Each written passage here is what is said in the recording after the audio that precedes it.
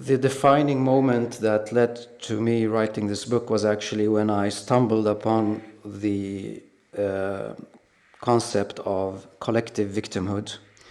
I still remember when I saw it on the internet, and I began to read about it, and I just put away the computer. I said, "Oh my God, this is they are describing us."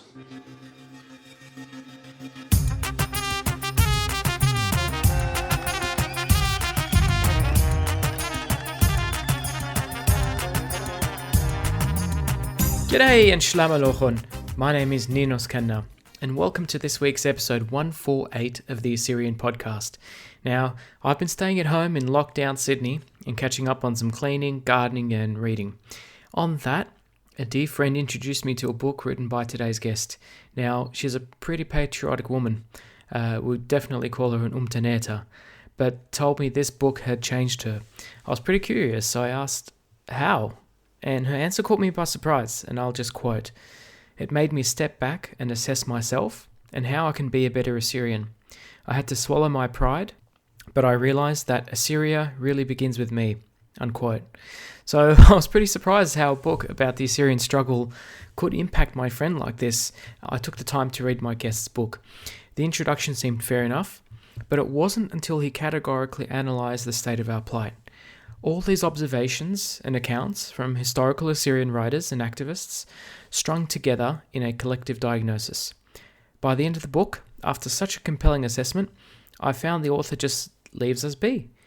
I didn't feel easy with this. I normally expect writers to come up with new ideas and solutions, particularly if they've diagnosed what's wrong.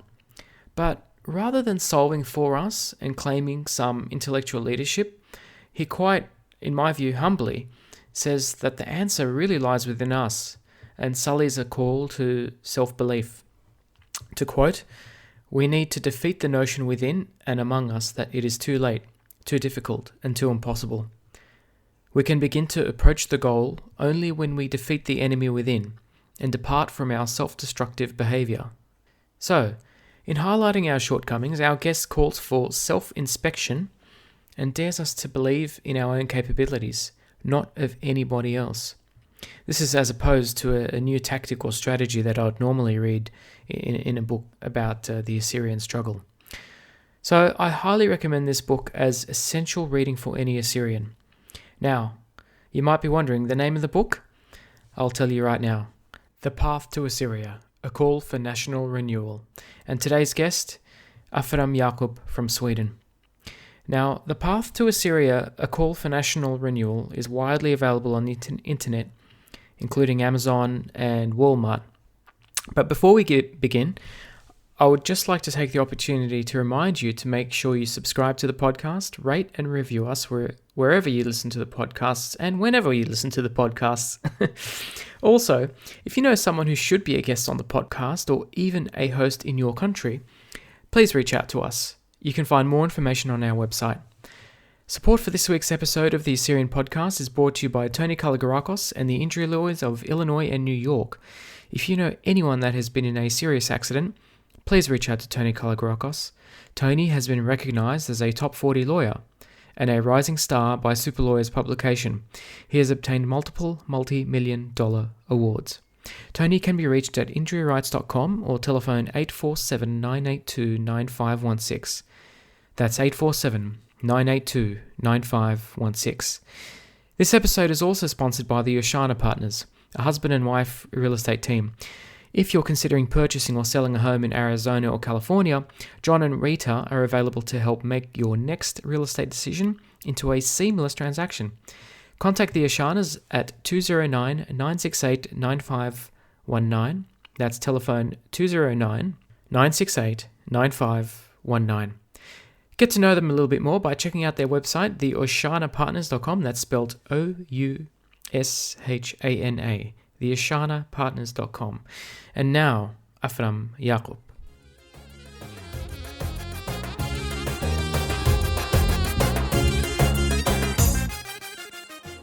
Afram Yakoub, welcome to the Assyrian podcast. Todi Sagi, thank you very much.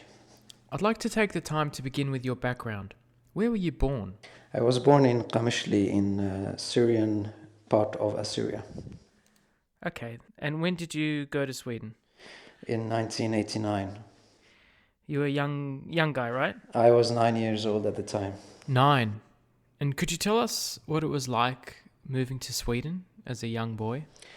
Oh, I don't remember it so very much, but significant change of environment. And for me and my siblings as young kids, it was just interesting when we saw snow for the first time. I think, new environment, everything new. Yeah, including the education system. Yeah. I mean, for me, the most significant change in that respect was that you didn't get the teachers didn't hit you.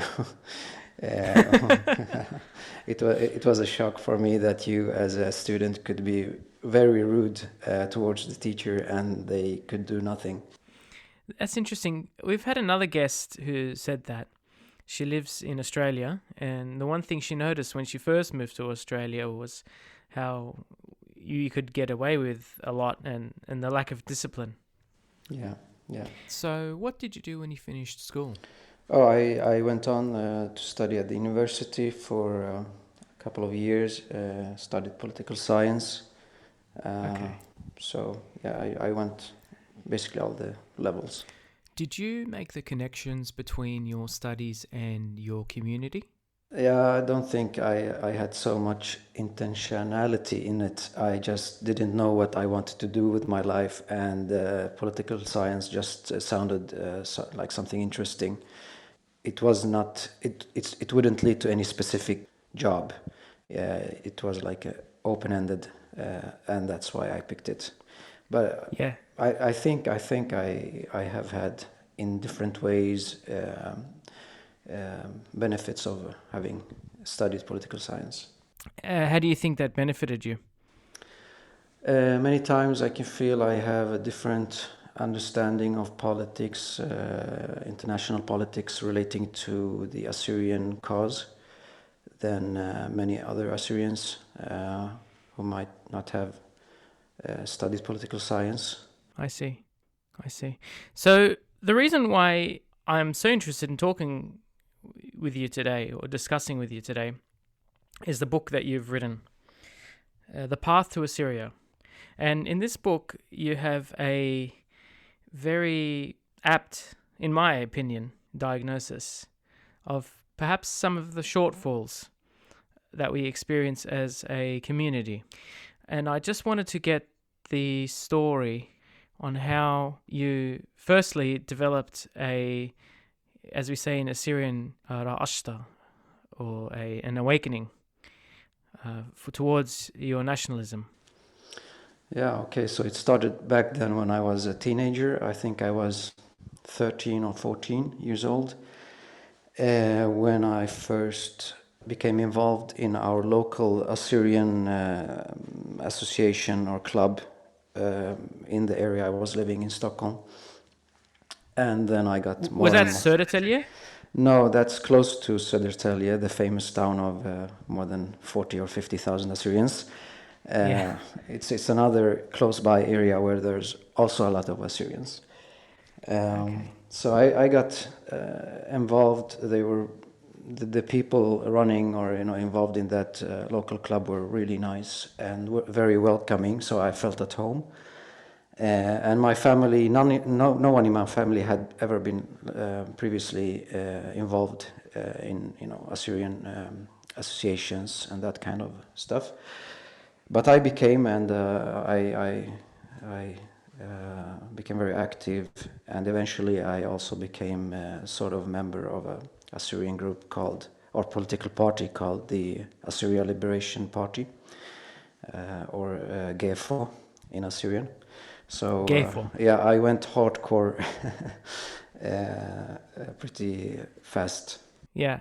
What typified the political party? What was its objectives, platform, ideology?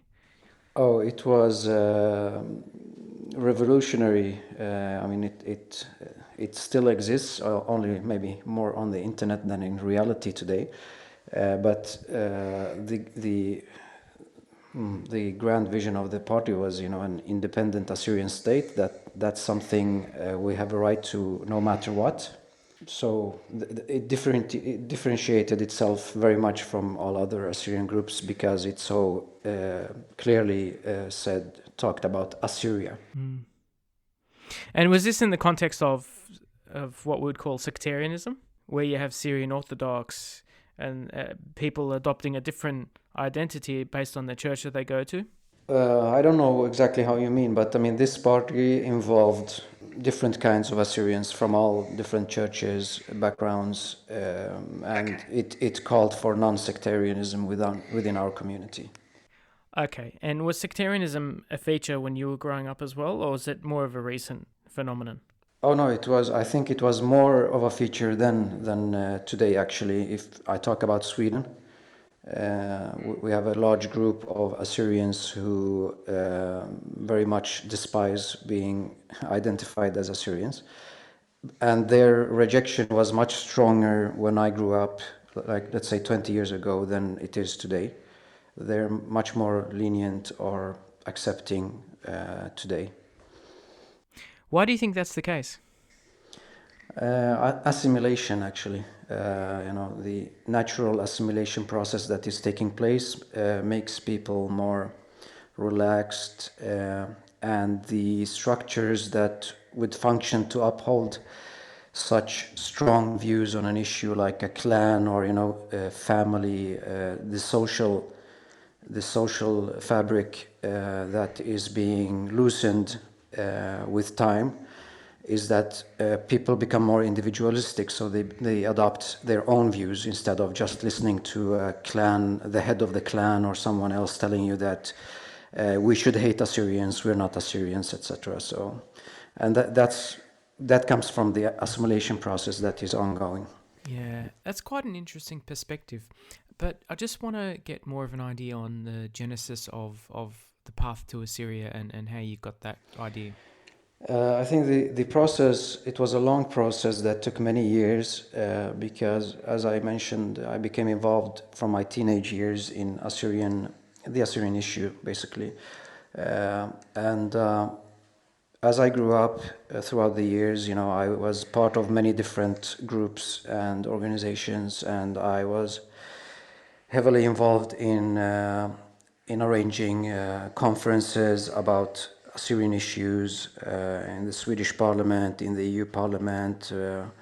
We worked with a group called the Assyria Council of Europe. We had set up a small office in Brussels to lobby for Assyrian issues. And I went to so many Assyrian conferences and discussions and participated in this and that.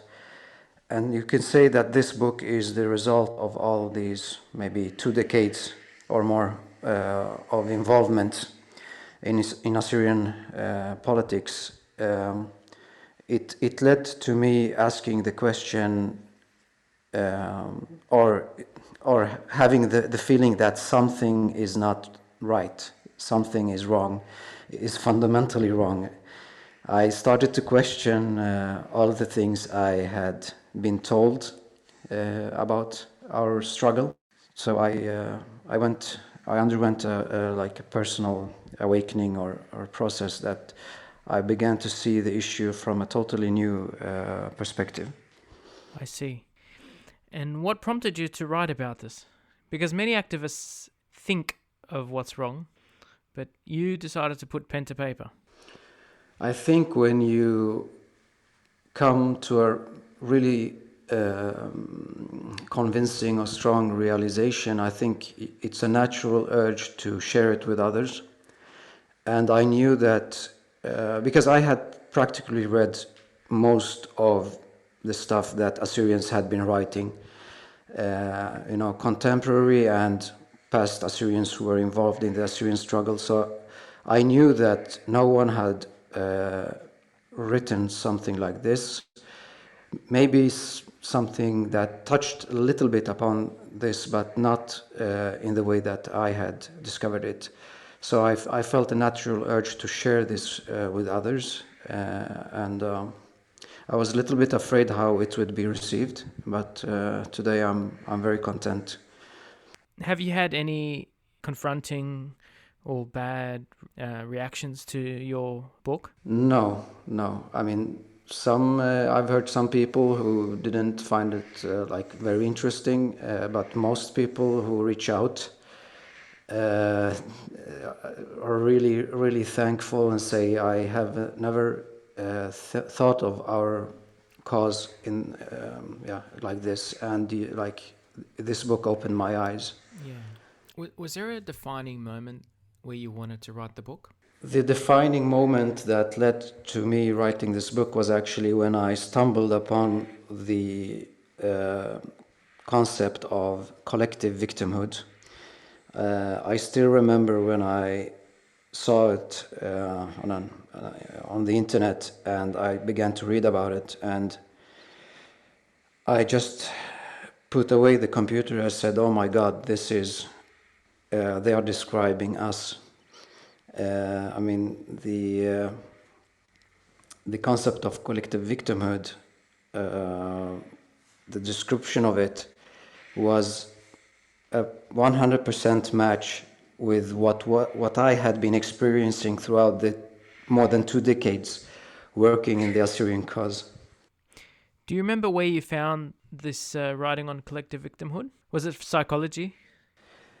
Actually, it was. I don't remember the internet page, but it was a Google search somehow that led me to this concept, and the realization that this was actually a scientific term. It wasn't, anything that some crazy person made up. I realized soon that there's serious research into this concept. There are serious researchers working on this, and it's a pretty recent field in research. Scientists are, the past maybe 2 decades, have been realizing and discovering this new, collective victimhood, how it affects different groups and ethnicities, and how it dictates their behavior. You mentioned 4 key features of collective victimhood. Were these your own thoughts, or did you adapt this from other sources? That's something that's a distinction I made myself, and it's based on the behaviors I have been able to observe within our community. I wanted to break it down to make it easier for the reader to understand what I'm talking about, because I do believe that you actually can observe these specific behaviors, and they're actually 4. Escapism, submission, apathy, and powerlessness. Could you describe each one very briefly? I think before I describe them, I have to describe a little bit about collective victimhood for the listeners who have never heard this term. We all know that a person, an individual, can develop a sense of victimhood after undergoing any trauma, being assaulted, or it could be a rape or anything, and that person would always feel like a victim, and the person would feel that their fate is not in their own hands, and they would always blame whatever happened to them on that trauma. So the researchers have discovered that this is actually applicable on more than one individual, on groups as well. And it's pretty common for ethnicities and nations to exhibit different traits of collective victimhood, especially groups who have experienced collective traumas like a genocide, a massacre. And it's pretty complex, this term, because it has many levels. The level of exhibited collective victimhood is relative to the amount of traumas experienced. So I broke this down into these 4 sub-behaviors that I think you can see in our own nation. So escapism is about, you see some Assyrians who mentally try to escape from the bitter reality, and they begin to see the religion as the way forward, or the opiate, or a kind of liberation. So they turn to religion, they escape to religion to avoid the bitter reality. So the church becomes, number one in their lives. Everything revolves around religion and the Bible and the second life. This life is meaningless, etc., etc. So I can clearly see it in many Assyrians. So it's religion as a coping mechanism. Yes. For trauma. For trauma. Collective trauma. Yeah. And then you have another group of Assyrians who turn to what I call submission, and they exhibit submissive behavior towards our oppressors. So they begin to believe that in order to survive, we have to comply with or to submissive to our oppressors. And that's why you see a great amount of Assyrians willing to work with or be dictated by, let's say, Kurdish groups or other oppressive groups that are, oppressive towards Assyrians who are occupying different parts of our homeland. And this is also a mental or psychological, let's say, defense mechanism towards this collective victimhood. The third one, apathy. Actually, I'll take powerlessness before, and I'll take apathy at the end. Powerlessness is about, this is very, very visible in our community, and it's about feeling powerless, basically, that we as Assyrians have no power over our fate, and therefore we need some external power to rescue us, to help us. And that's why we have been, for more than 100 years now, we have been engaging in, crying for help, asking for recognition, and just trying desperately to have some external power rescue us. And that's... On this third point, I was just going to say, that was the most poignant to me. Yeah. Of course, all points were very, very relevant. But when I notice Assyrian causes, it always implicitly relies on a greater other to protect or to help. Yeah. So I can give a short historical review to just bring home this point about powerlessness. If we think about the different Assyrian figures throughout recent history that have been somehow trying to do something for our nation, let's begin with Freydun Aturaya. That's the individual which most people recognize as being the first Assyrian who formulated a kind of plan for independence or autonomy. And if you look closer at Freydun Aturaya's concept, you see clearly that it was built on rescue with the aid of Russia. He saw Russia as the savior for Assyrians. And then a few years after him, you see different groups. The most well-known is the group attached to Aga Petros, and then you had a group with the Patriarch and Lady Surma, and then you had some other different Assyrian groups at the time after the genocide. And if you look at them and scrutinize their plans and tactics and strategies, you see that they were all attached to some external savior. Aga Petros, mainly the British, and Lady Surma the same.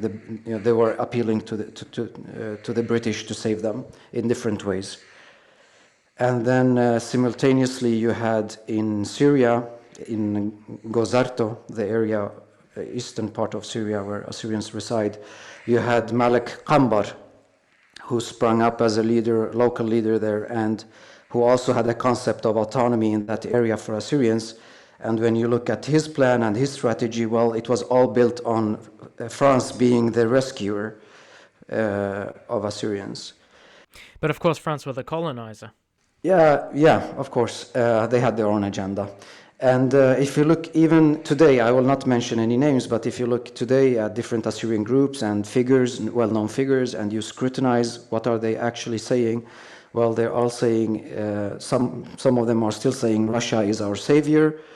Others like to see some other powers as our saviors. So this is a mental cage we have been inside for many, many centuries, and we have great difficulty to escape this mental cage that we cannot see ourselves being our own saviors. We are doomed to always look outwards for help because we feel powerless.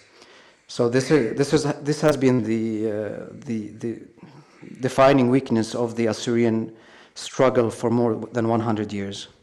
I'd like to just wrap up the fourth effect of collective victimhood, which I call apathy. Yes. So you have a fourth Assyrian group that, eventually become apathetic to the entire cause, the entire nation, the entire survival of the nation, of the culture. And at least I claim that you can clearly see this group of Assyrians as well. I know many individuals who are totally apathetic towards our cause, and it's just because they have lost hope. And as I see it, once Assyrians have been through the powerlessness scenario for a couple of years, when they have been active in an Assyrian group for a couple of years and they realize we are not progressing, we're not moving forward, we are regressing, that's when they eventually go to the apathetic fold and they join that group who is totally apathetic. They just leave everything behind and no longer care. Do you think that assimilation in Western societies has accelerated or caused this apathy? Yeah, it certainly does accelerate it, but I have seen from observing closely how individuals, enter the Assyrian movement, enter any kind of Assyrian organization. They are active for a couple of years and then they leave, they become totally passive, and once you talk to these individuals, many times they will say that, it's hopeless. It's meaningless because it's hopeless. There's no chance of us succeeding. And so why should I waste my time on it? Let's just accept defeat and, this nation will die. And that's when you have, you have gone into a apathetic state from a powerlessness state. It's hard to get someone out of that apathy.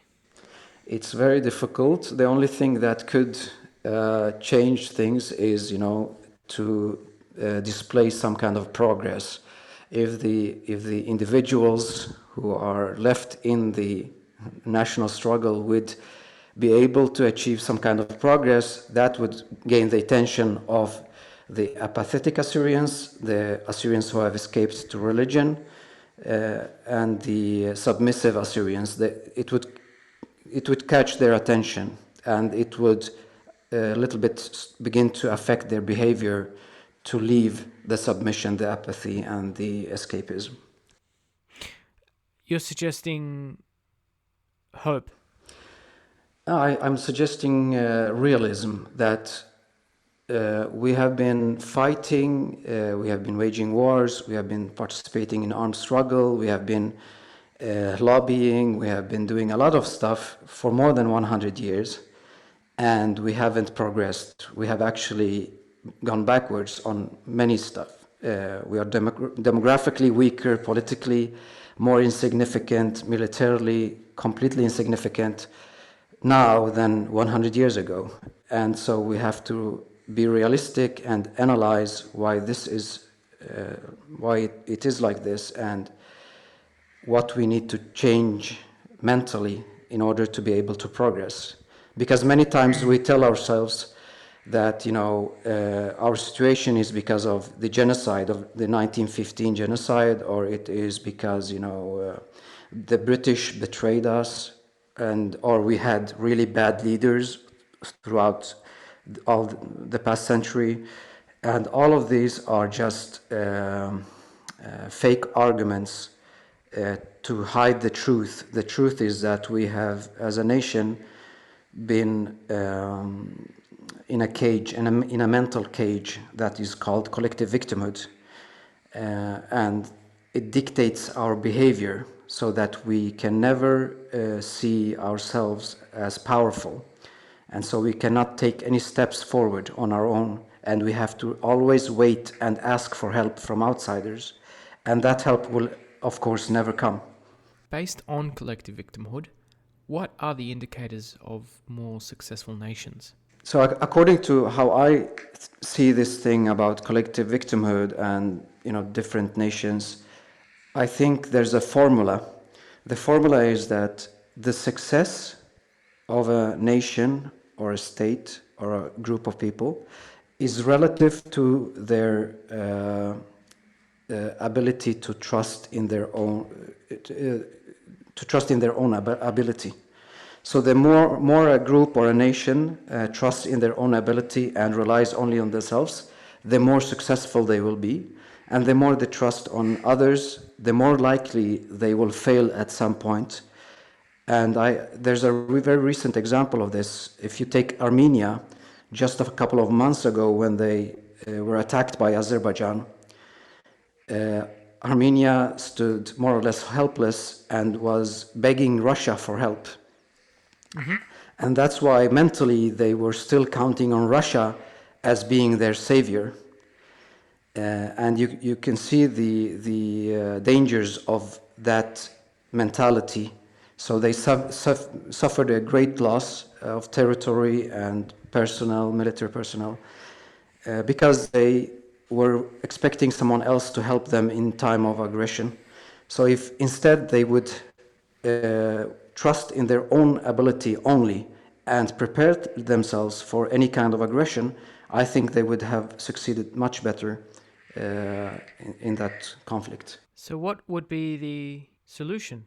What is your prescription? Yeah, it's the solution to this is actually simple in a way, but it's at the same time difficult. It's about mentally liberating yourself from this mental cage, and it's about understanding, about gaining understanding of these mechanisms, of these collective behaviors. And once I think one gains insight, you start to scrutinize your previous behaviors, and you will be on the path to thinking as an individual and eventually as a collective that is not dictated by collective victimhood. Or by anybody else for that matter. Yeah. One of the problems I can see with this is that there would be a lack of trust between activists in the nation. How do you mean? So, for example, someone will say, this is our interest. And then there'll be another group saying no and make allegations, for example. Say they're working for someone else simply because they cannot comprehend that idea. Mm. And so, what is that a natural feature of politics? That's a natural feature of politics. All struggles, national struggles, are defined by that there being many groups, different groups, and different strategies. That's just natural. What we're talking about, collective victimhood and powerlessness, is a little bit something different. Is the key to unlocking the cage of collective victim, does it start with education? It starts with education and gaining insight of this specific behavior. This is what I'm starting to see with the book being read by all kinds of Assyrians all over the world. It has now been translated to total of 5 languages. And which languages? Swedish, English, French, German, and Arabic.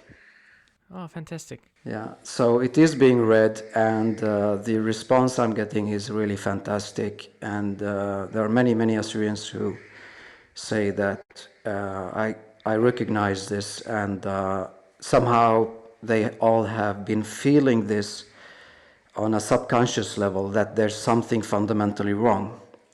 And they feel that this book puts it into words they can understand.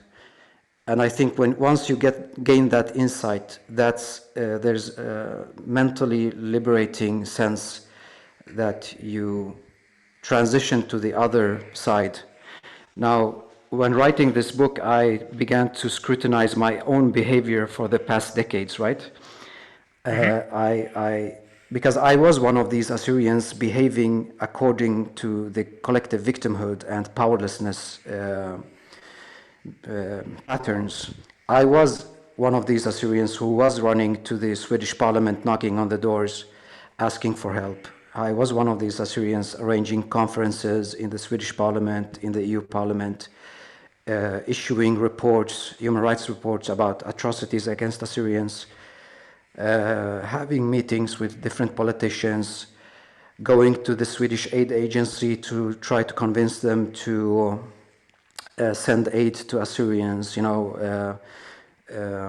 talking to journalists, issuing press reports in the hope that our cause would be known in the media. So I've been doing all of this, and I did it many times during my capacity as the head of the Assyrian Federation of Sweden. And so when I look back at all of that activism, I see that it was all meaningless, and it was all dictated by collective victimhood. I was, like our entire nation, engaging in asking for help, begging for help. We're asking outsiders to recognize our suffering, to come to our rescue. And that's because we behave in this way. We are in this mental cage. We believe this is the right thing to do. Why? Because we believe we lack the power of doing it ourselves, so someone else has to come and save us. So I have also been there. That's why I was able to write the book, right? And now I don't engage in that kind of behavior anymore.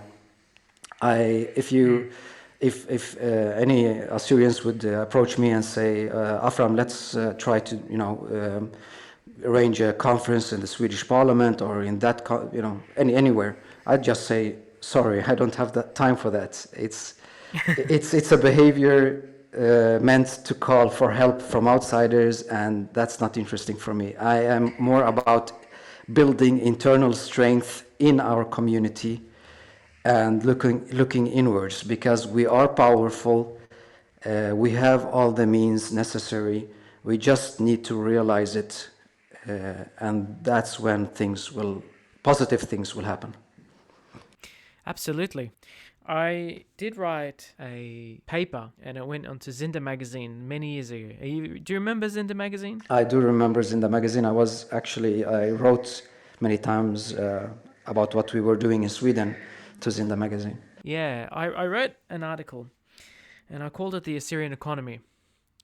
And I basically put some numbers together of all of the diaspora, and I made an assumption that Assyrians that live in the host country, they participate and earn as much as any other person does in that society, from rich to poor.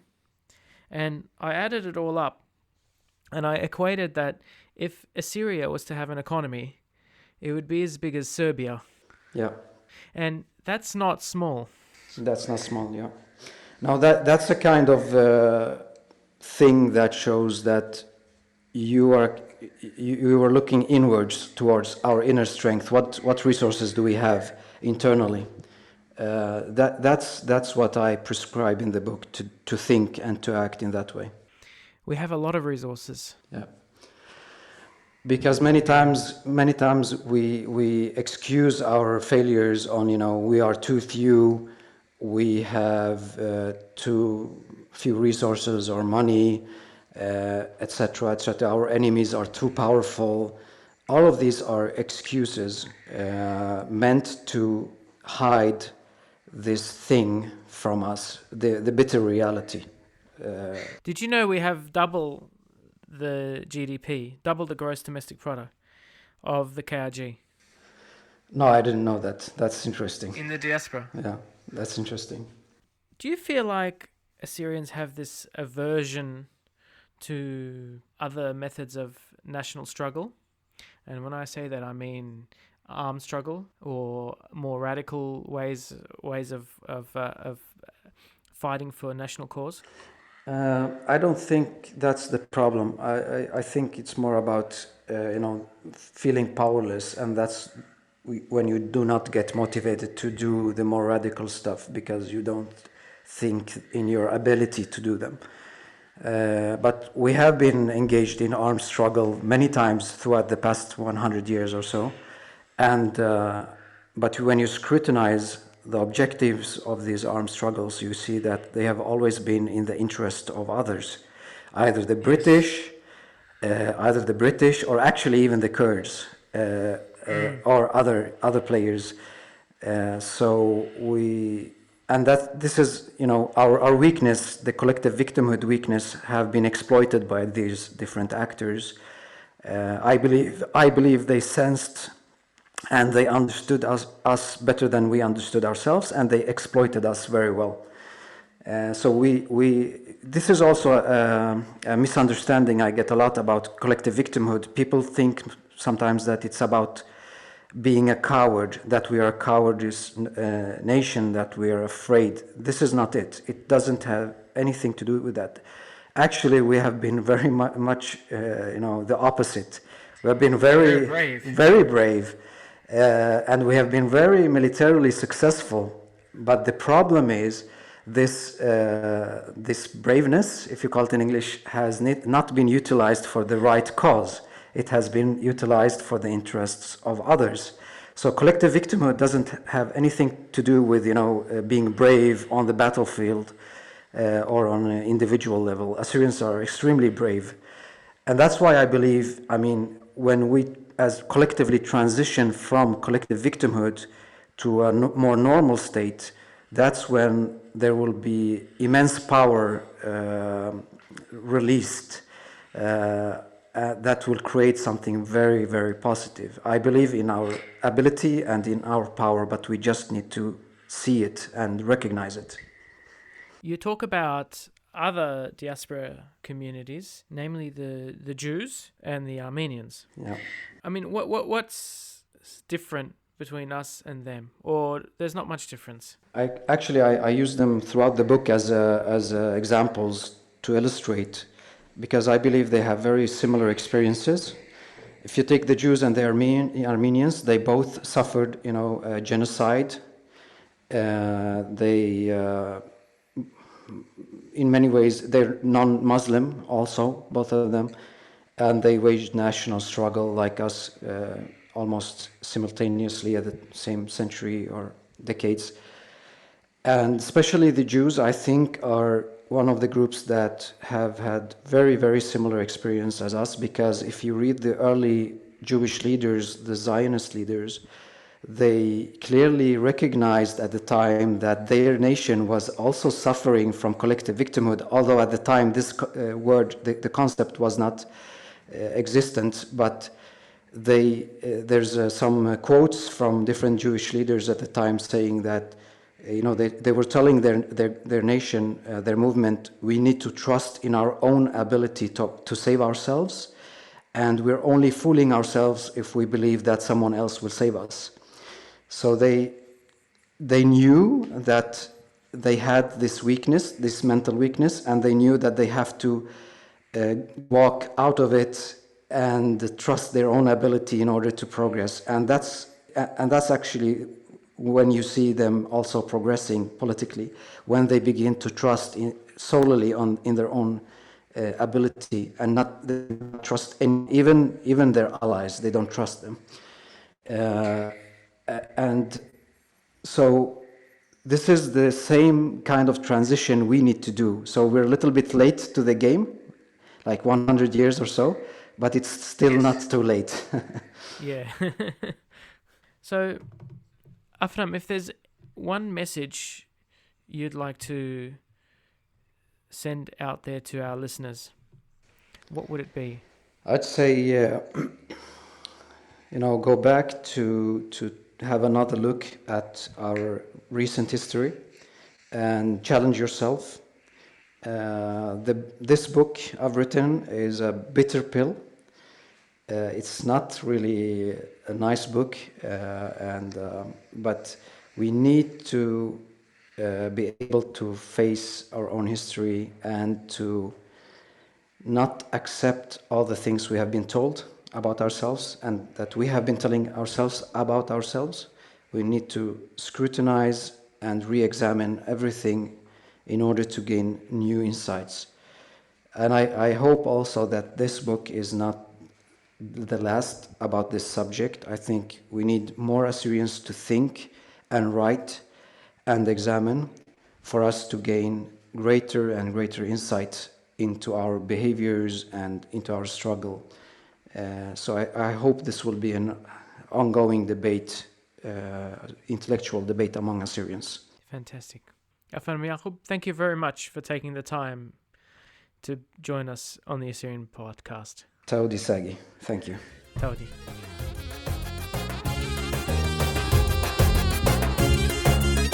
And thanks for listening to episode 148 with Afram Yakoub. What an interesting conversation. Now, don't forget to rate and review our podcast on whichever platform you listen to us on. Now, if you love this episode, please share with 3 or even more people. Thanks, and see you next Tuesday.